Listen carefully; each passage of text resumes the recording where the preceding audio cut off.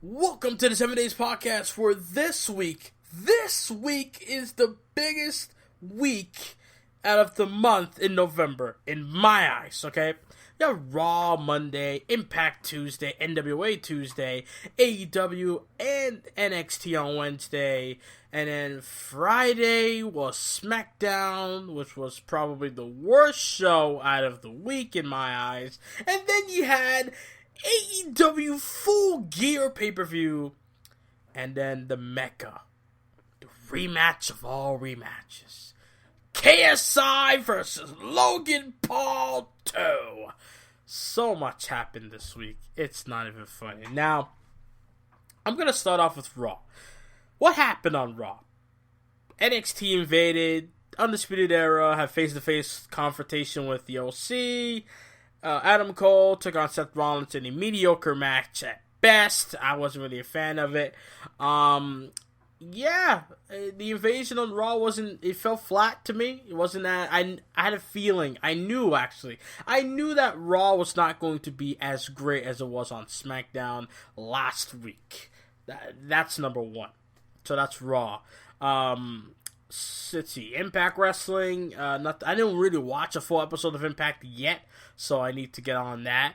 All I know is that Ken Shamrock took on Joey Ryan in a matchup where Joey Ryan actually did the penis toss that he does to his opponents. There's that. NWA, you had Colt Cabana winning the NWA National Championship from James Storm in a great one-on-one matchup where you had the Tag Team Champions, the Wild Cards, I believe that's what they're called, come out at ringside. You have the Dawsons vying for a shot, even though Eddie Kingston and Homicide are going after them in a matchup.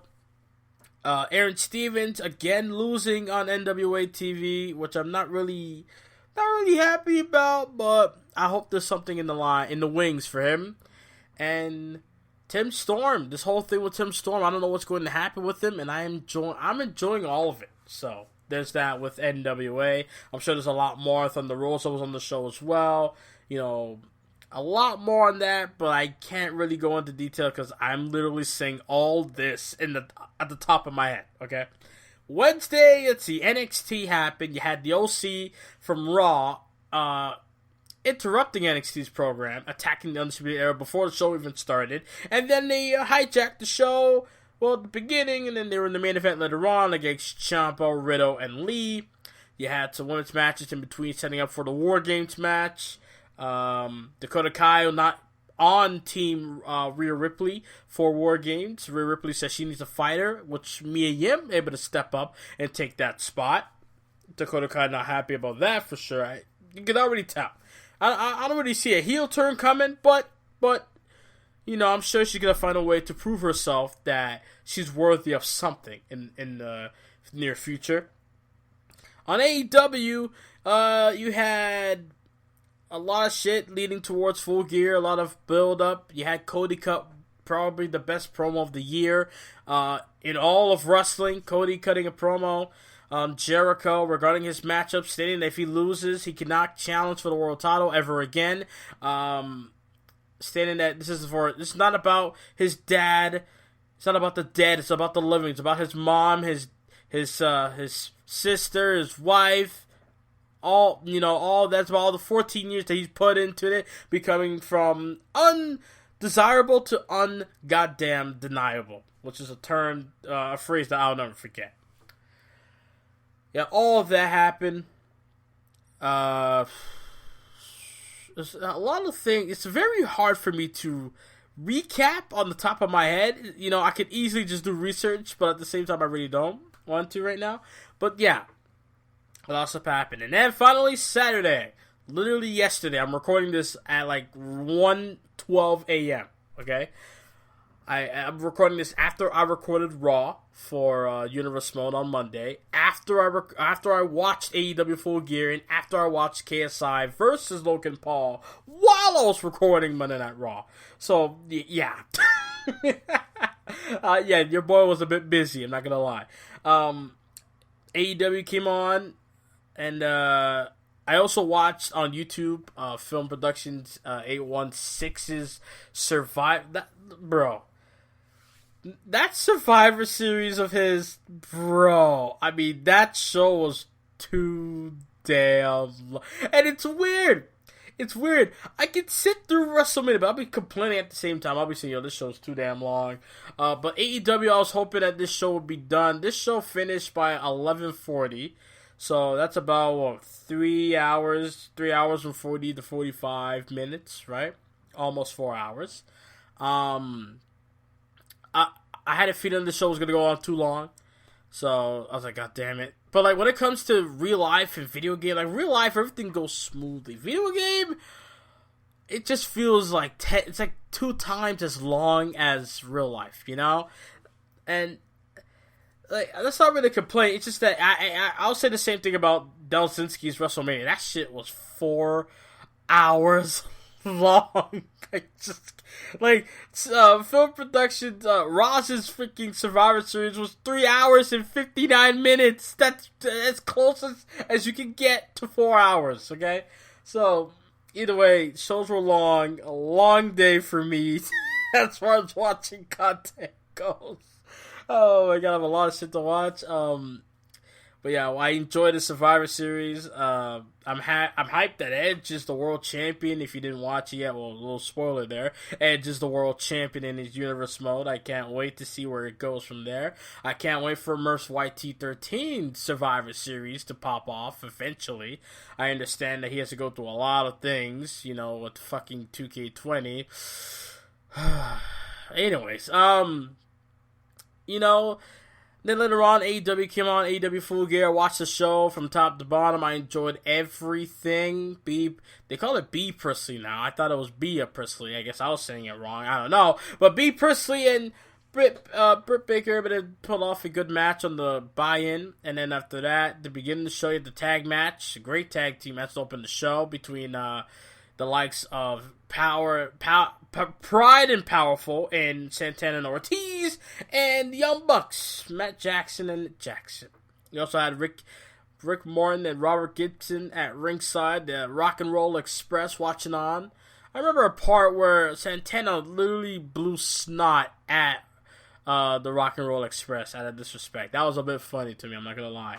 But what was insane was after the match, after Santana and Ortiz got the win, right? You had, I think it was Ricky Morton freaking doing, he did a Canadian Destroyer. A 63-year-old man did a Canadian Destroyer. Where do they do at? Okay, where did they do that at? Come on! A 63-year-old doing a Canadian Destroyer. God damn, that's insane. Also, you still had the same guy doing a tope suicida to the outside. Keep that in mind. Okay? And he did a better suicida than Seth Rollins. Don't at me. All that went down.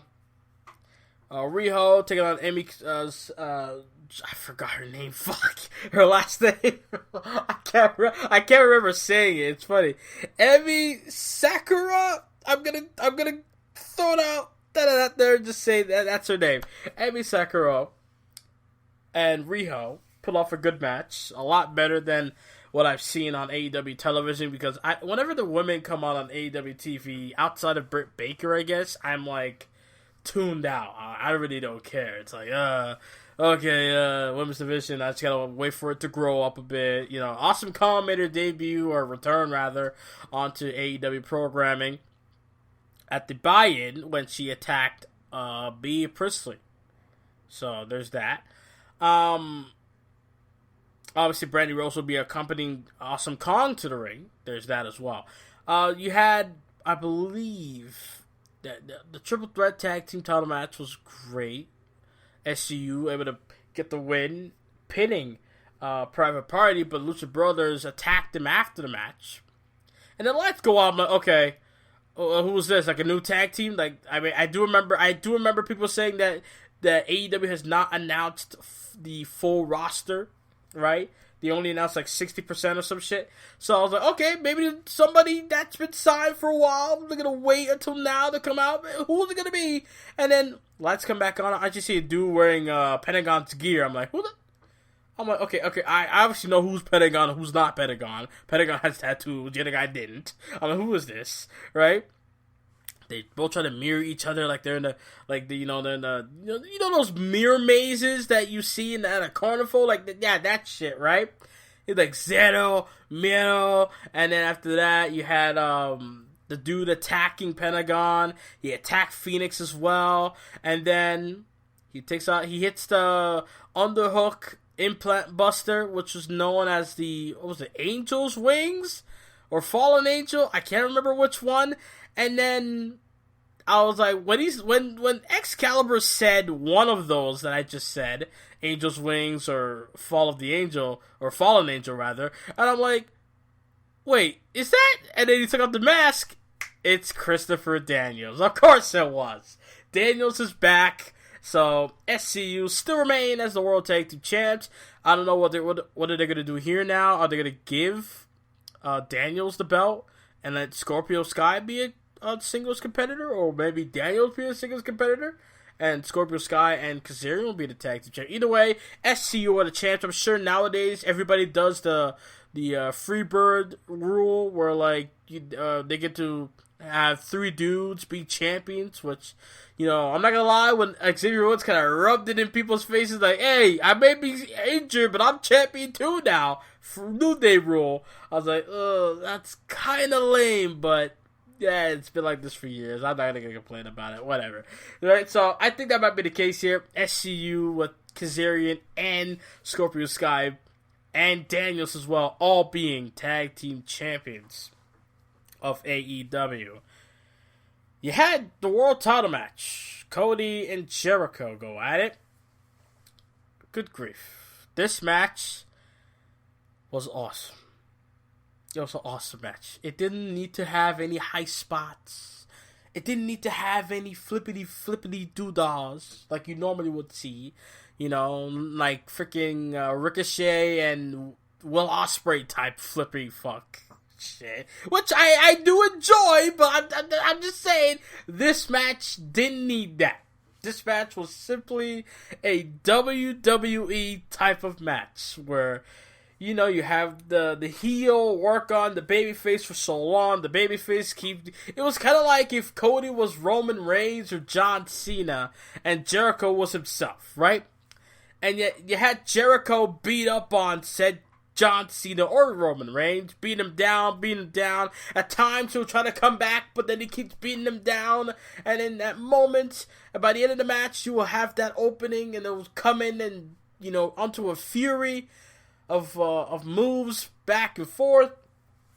You have Jericho caught Cody, try to go for the disaster kick, caught him with the code breaker, and then able to put in he was on top. At the end of the match, he was on the top rope, was Jericho. Cody tried to go for a Hurricane Rana. Jericho blocked it, took him down, and then got him locked into a Lion Tamer, and then he literally stretched it out deeply enough.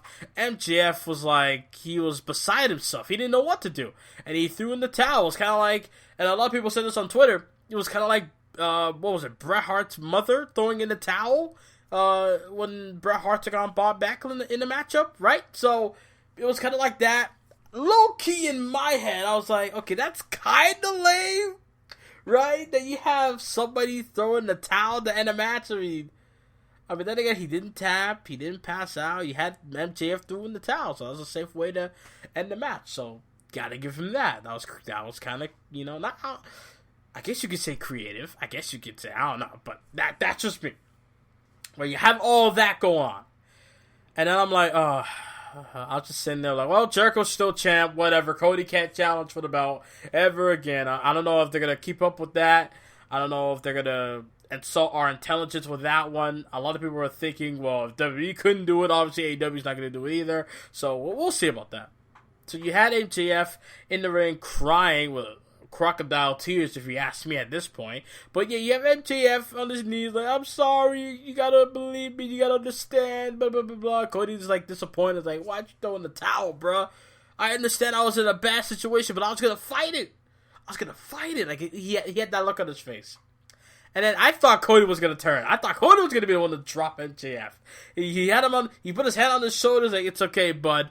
And I'm like, okay, right? And I guess they're cool. And then MJF with the low blow kicked him downstairs, and then smiled on his face. I'm like, that slimy motherfucker. I was like, you son of a bitch. I even tweeted out saying, yo, MJF is like the streets of Brooklyn, New York. Garbage. And then, yeah, he walked up the stage, people chanted asshole at him.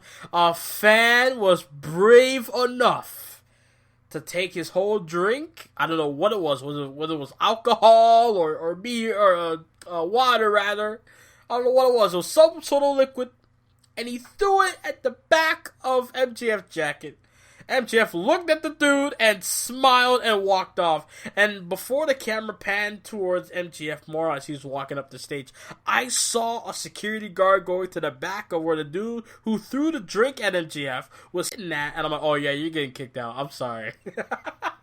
Yes, I'm sorry, bro. I honestly don't want you to get kicked out. You're brave and I respect you for that, but damn, you gotta get kicked out for that. You're gonna get kicked out for that, definitely. I'll be shocked if he wasn't kicked out, but I'm sure he was. MJF is a heel, or he always been a heel, just that when it came to Cody, he seemed like the biggest babyface when it came to Cody, but obviously not the case now. I honestly believe this is a smart move. I mean, obviously this was coming eventually. People thought this was coming anyway. I like this because I didn't like the idea at first of him being a heel, but when it came to Cody, he's like, oh, buddy, and nice guy. Nah. Like, he was still himself, but when it came to Cody, he was like, you know, different. I was like, nah, if you're gonna be an asshole to this guy, you gotta be an asshole to everybody. You can't,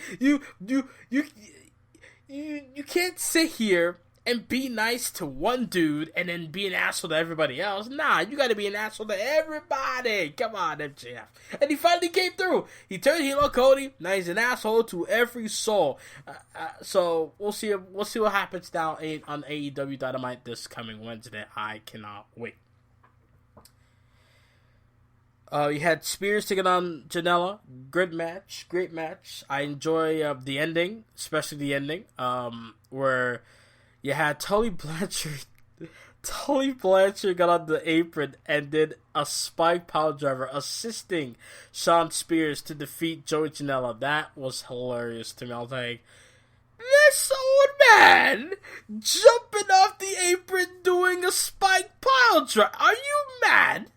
And then, yeah, able to get the win. That was great. Great back and forth action. There was a point in the match where he got his hair tied up onto the tag rope by Shawn Spears in the corner. That was great. Able to rip his own hair off to get that off of him. So, great match, back and forth. Slow, methodical pace. Sometimes you need that on a show. So, and it'll work. Well, at least for AEW, it'll work. For WWE, it will not work. But that's just me.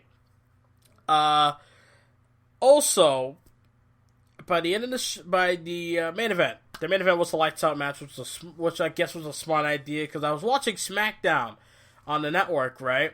And there was a match between The Rock and Booker T. It was a lights out match, and they made that the last match of the night. And I was like, oh shit! So they might do this. And I thought in my head, well, they might do the same thing with Moxley and Omega. That match would be the last match of the night, and it was. It was the last match of the night.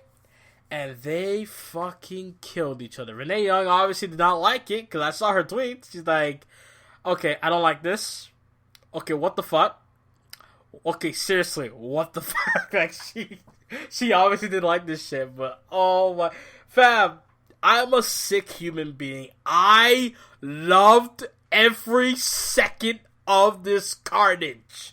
I cringed, I yelled, I screamed in agony as a fan to watch Omega and Moxley tear each other apart, limb from limb.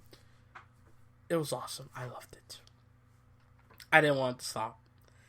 But by the end of the match, it was the Death Rider, the lifting paradigm shift, able to get the win for Moxley. But throughout the match, oh my god, you had your basic weapons, you know, the garbage weapon. They fought around the arena. They went to the back. They came back into the ring. They fought around ringside. They took some weapons. Obviously, Moxley took out a gold chain, a pair of gold chains he found in the ring. Right? Omega brought out the broom with the barbed wire. Moxley took out the bat with the barbed wire. They both tear each other apart with their respective weapons. There was a table set up at ringside by the barricade where Omega did a tope con hero onto the outside, onto Moxley through the table. You had Moxley get hung, like noose type of shit, hung by Kenny Omega. And nice cover up by the commentators. Excalibur said that, the reason why that Omega let go of the chain, because like the blood slipped off his hand and lost grip. I'm like, okay, fair enough. He was bleeding out his hands. Smart. Omega was the one that brought out a whole gang of mouse traps. I'm like, where's 6ix9ine at? Where's 6ix9ine at with these fucking mouse traps? If you don't get that joke, please. Never mind. But yeah, he came out with the mouse traps, brought him in the ring. They both slammed each other. I believe Moxley slammed Omega onto it, and I was just like cringing, and just like, jeez, oh god, I was all over the place. I wish I should have done a reaction. Low key, I should have. Low key, I should have, but I just had to enjoy that for myself. I just had to. Anyways, you had Kenny Omega bring out a bag, and I'm like, okay, it's gonna be thumbtack time. Here we go. Every match gotta have a thumbtack. Here we go. Every extreme type of match will have a thumbtack situation. Not the case. Now I'm thinking, okay, maybe Legos, because I saw Impact Wrestling do that with Sami Callihan, bringing out Legos in his match against Rich Swann at Rebellion earlier this year. Nope. Apparently, it was broken glass from when Moxley put Omega through that glass table on the first episode of AEW Dynamite. I'm like, damn. Omega went that deep to get all the scraps of him being put through that table. Took all the broken glass, put it in the bag, and now he has it ready for his match against Moxley. Took the bag, put it in the ring, drop all the glass, shards of glass, all over the middle of the ring. Both men were planning onto it. Paradigm shift onto the glass. Referee's hand got glass in it as well when he was counting the 1-2 with the kick out. Omega dragged Moxley on the glass. Like, Jesus Christ, dude. But none of that was pale in comparison to what we saw later on in the match, where they went up to the ramp. Omega was calling for something, and the Young Bucks and Hangman were like, nah, chill, you're going too far. And Omega's like, nah, I gotta finish this motherfucker once and for all. We gotta end this, man. Bring this thing out. And he had to like tell them, like, he had to convince him otherwise. He had to convince him to bring out what Excalibur called it, a spiderweb of barbed wire, or barbed wire spiderweb. And I'm like, oh my god, what the fuck is this? This is gonna be crazy. Please tell me someone was gonna go through this.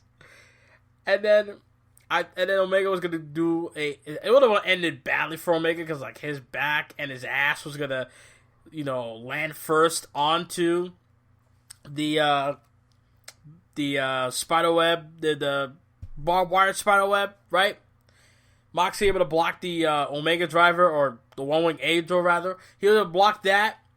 Tried to go for a fireman's carry. Tried to go for probably the Death Valley driver like he did at Double or Nothing. Did not work out. Blocked the V-Trigger. And then it took a vertical suplex to send both men crashing into the barbed wire spiderweb.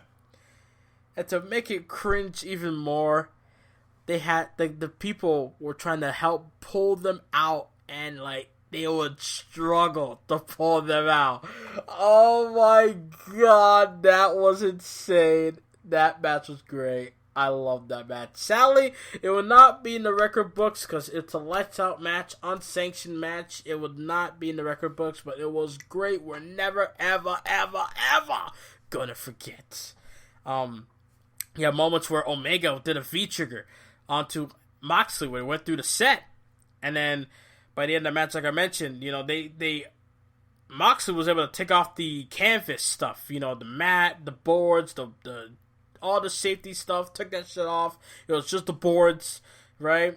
And then Omega tried to go for a Phoenix Splash, bad move, landed hard onto the wood, and then Moxley hit the paradigm. No, Omega hit the paradigm shift in the match as well on the boards on the Moxley. Moxley kicked out, and then Moxley hit the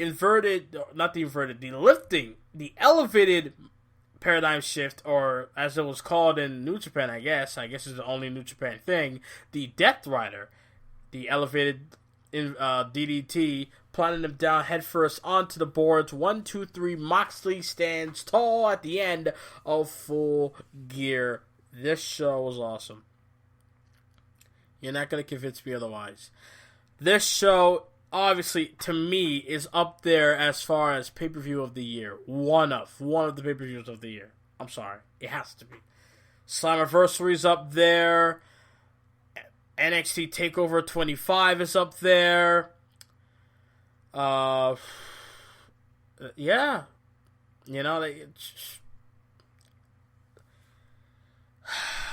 It's very hard for me to sit here and dissect the entire show detail by detail. I just can't. Now we're going to go into some news here in the 7 Days Podcast before I get out of here, because I just want to talk about what's going on.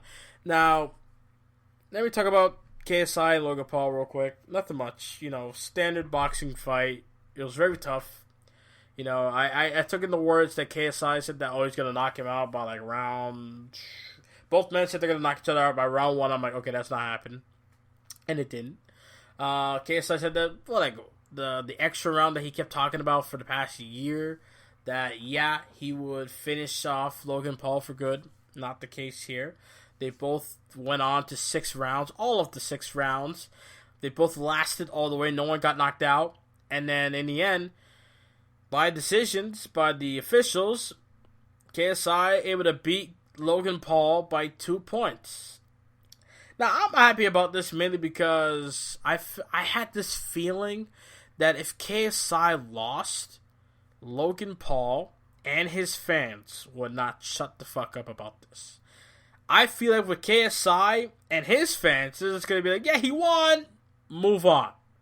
Simple. With Logan Paul and his fans, oh my god, I feel like they're going to stay on that shit for at least the rest of the year, or until next year, or how long it takes. That's how I felt. So I'm glad that KSI won, even though normally I couldn't really predict who was going to win between the two.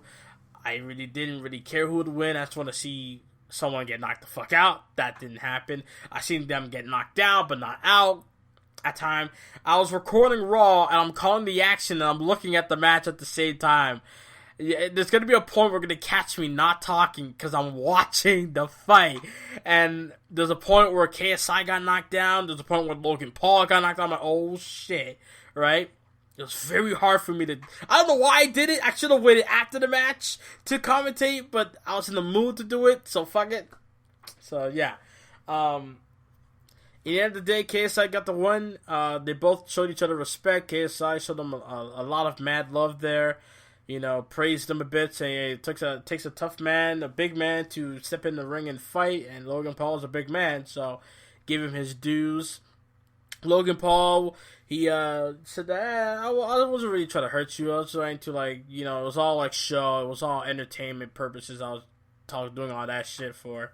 I'm like, yeah, I know that. I knew that you're just doing this for like entertainment purposes to get people to watch, because obviously if you weren't doing that, then people wouldn't be watching as much. some people are like, oh, bullshit, rigged. Other people would have said the same thing if KSI lost, so it wouldn't really matter. So I'm happy this thing's over. KSI does not want... Logan Paul wants to fight, but the crowd was like, no, we're not doing this again. The crowd booed. I was like, oh, right?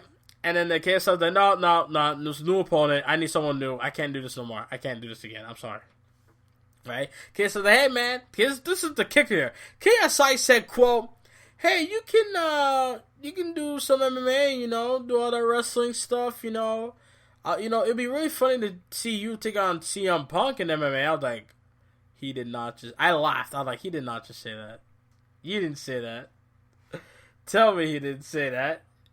Saying that Logan Paul should face CM Punk in an MMA fight. Oh, my God. I would love to see that, honestly. I ain't mad at it. I would love to see it. Why not? Imagine Logan Paul beating CM Punk. I mean, look.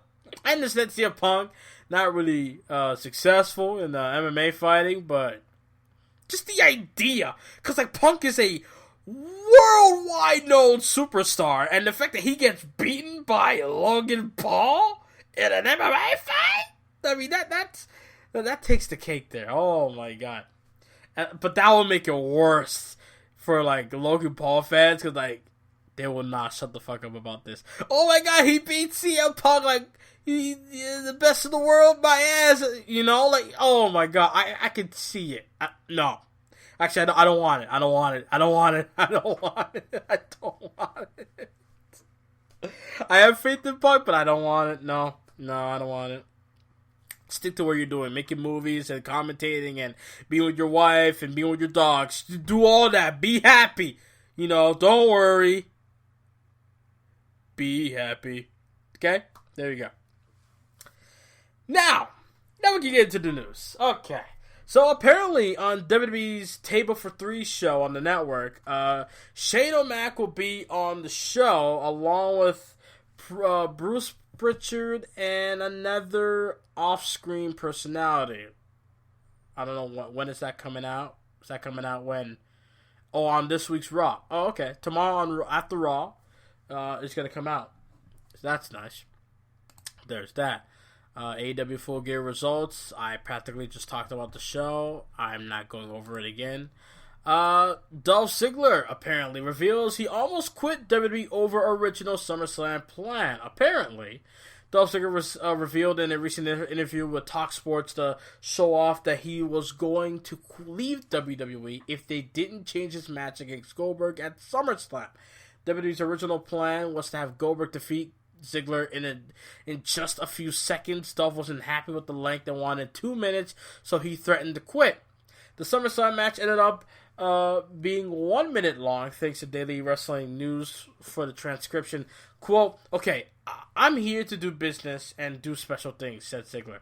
I try not to be the fan. I find out what the business is, and I'm like, cool, this is the moment.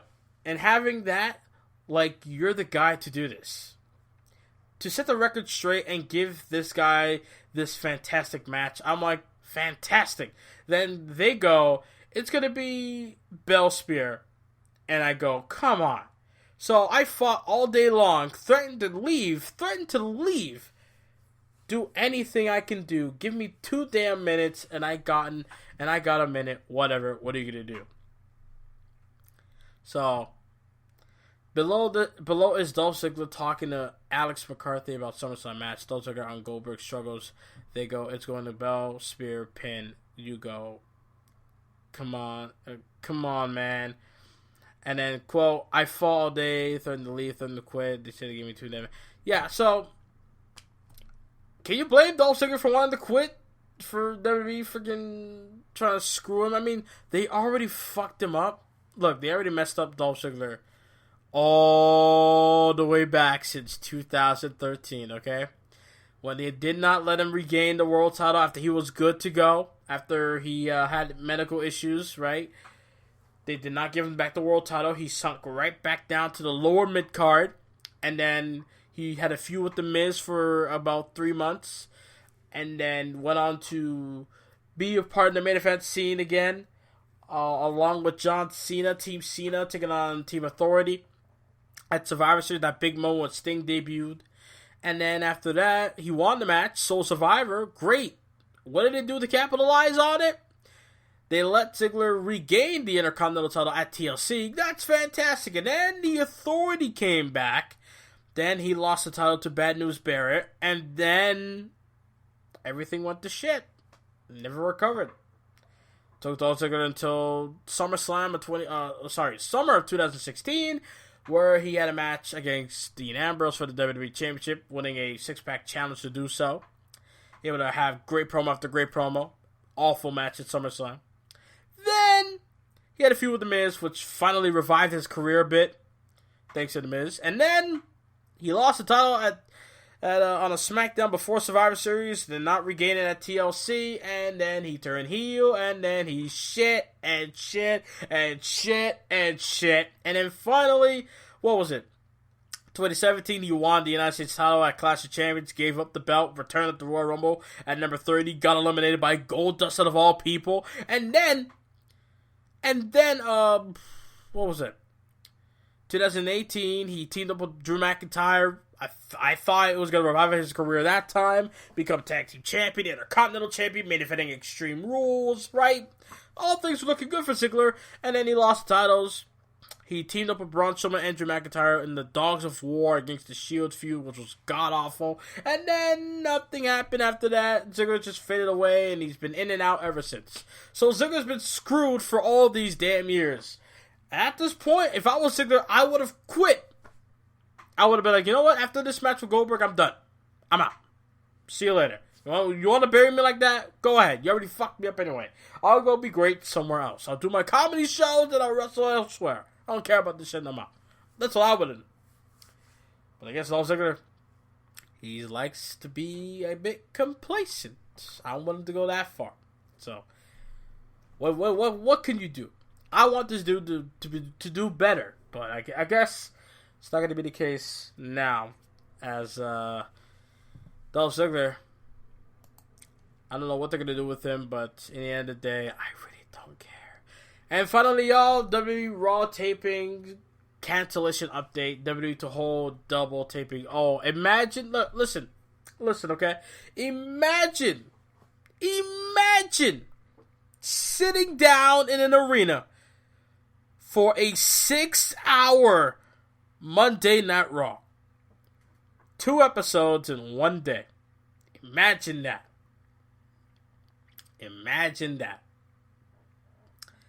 That has to be the saddest day of your life. For you to sit in an arena for 6 hours of Monday Night Raw. If it was NXT or AEW, I bet you would bring your pillows and bring your blankets and you'll be willing to do whatever it takes to stay alive and be nice and cozy for those shows. But it's Monday Night Raw, so they'll put you to sleep within 30 minutes. Oh my god. And to make it worse, this is during the holiday season. We all know WWE sucks when it comes to the holiday season. Oh my. The months of the year I hate for WWE is the holiday season. I hate those time. I hate that time. December is the worst month for WWE in my opinion. Honestly. December, and I guess after the Elimination Chamber pay-per-view, those weeks leading into WrestleMania, those weeks suck as well, but the worst time to me is holiday season. Because everything is so cheesy and boring and just trash, like, Christmas, gifts and trees and, snow and the eggnog and, please, spare me. Please, for God's sakes. Right?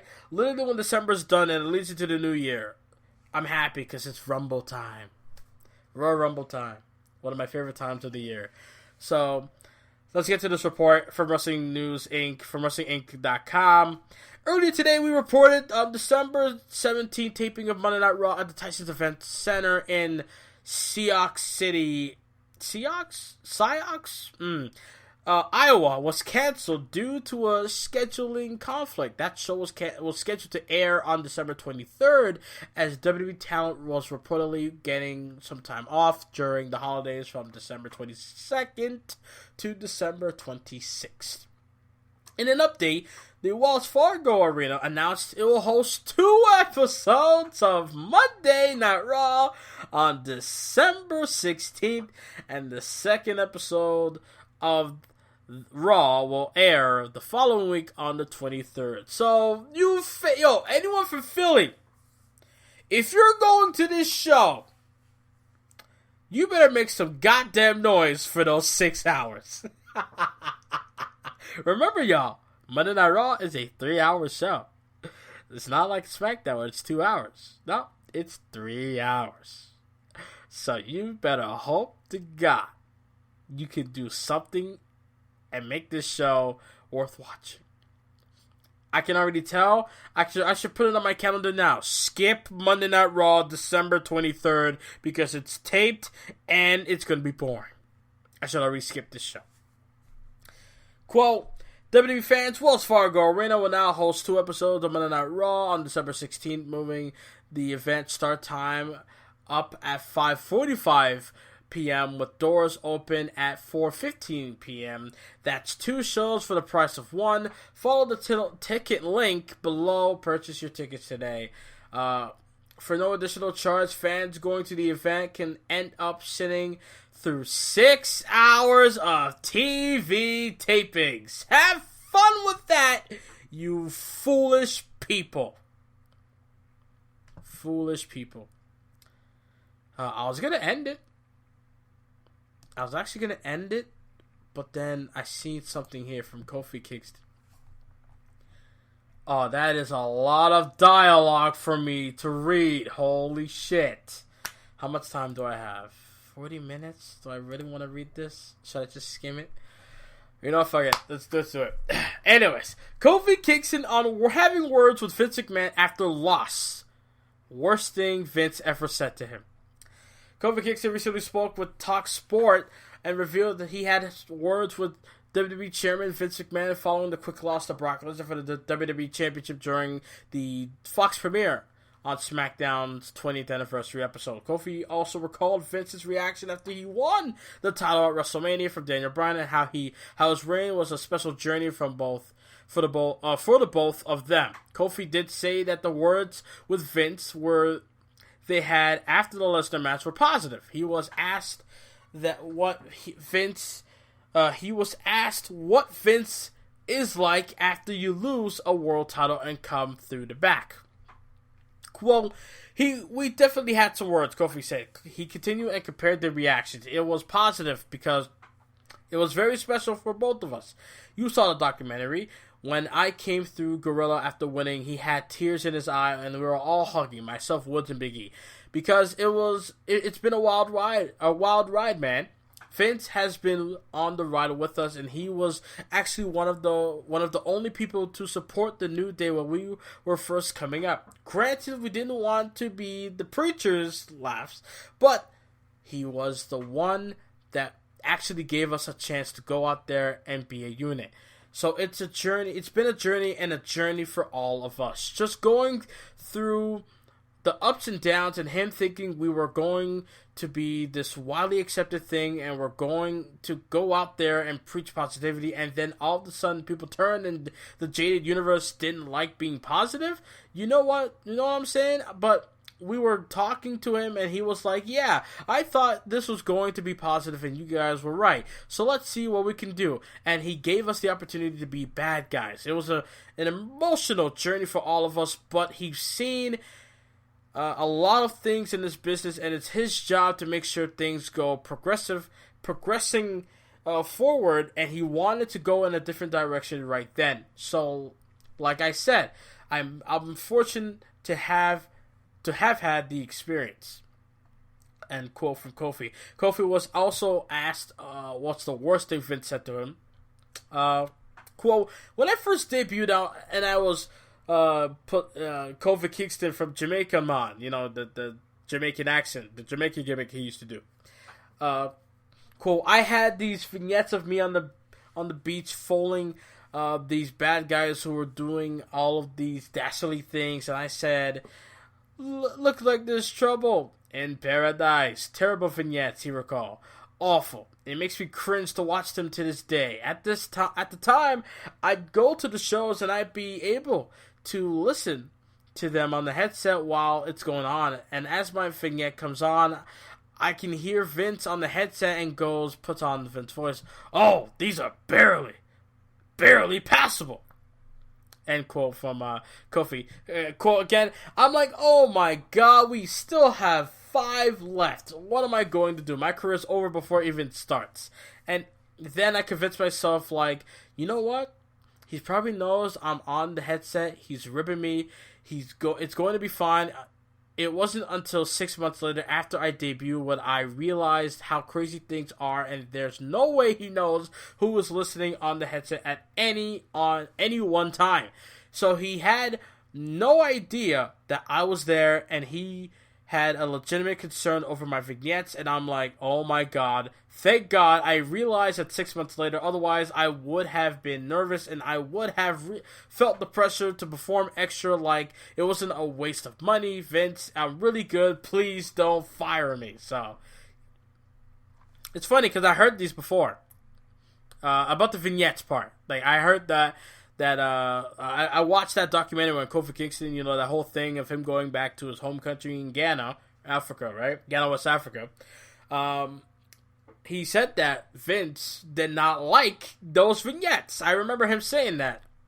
So, but the whole thing with the WWE Championship situation, I mean, I guess Vince, I didn't really get anything out of this, honestly. All I know is that Kofi and Vince had some words after Kofi lost the title, but he didn't really specify on what he said. He said that he continued and compared to the reactions, so that it was positive for the both of them. Pretty much, that's what he said. Either way, I think Kofi Kingston should not have been the tag team champion. I think he should be chasing after the WWE Championship, but I'm not really mad that Rey Mysterio is getting that shot. So maybe Kingston will go after Bray Wyatt's Universal title one day. I don't know. Which, honestly, I don't know. I don't want to say I lost hope for Kofi, but I'm just saying, dude, I don't see him in the world title picture anytime soon. And finally, y'all, we're going to end it with this one, I guarantee you. Carolina already gone from WWE Raw brand.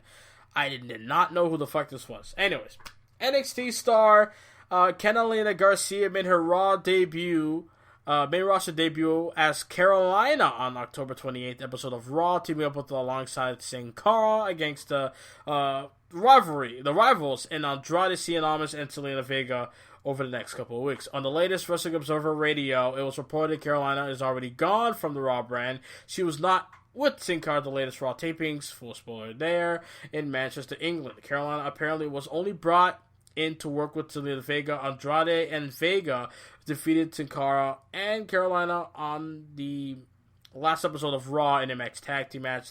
Dave Meltzer reported that with that feud over, Carolina is now no longer needed on the main roster, but she'll still be working in NXT. Okay, cool. Didn't really care, but cool. Anyways, is there anything else? I feel like there's something else I want to talk about. Something about Seth Rollins. He called out Dave Meltzer for, sending out misinformation. Meltzer apologized for it. I tweeted out saying, well, this is why I take the internet 50-50, like, give them the benefit of the doubt. When it came to Dave Meltzer, I knew he wasn't really 100% correct. I'm not going to be like these people out here, be like attacking him, be like, oh, he's an asshole. I'm not going to, no. I actually take him seriously. It's just that when it comes to him reporting shit, it's like 50-50, I think it was him. Was it him or was it WrestleVotes that said that WWE would be bringing out, new stages for pay-per-views or some shit? I don't know. But either way, all I could say is, bro, don't read things on the internet and think it's 100% truthful. Just take it with a grain of salt and just move on. If there's more to it, then there might be something with it. But if not, then that's pretty much it. Nothing else, and that's it.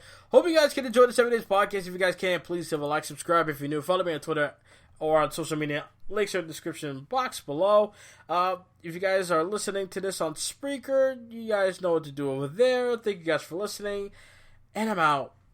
Later.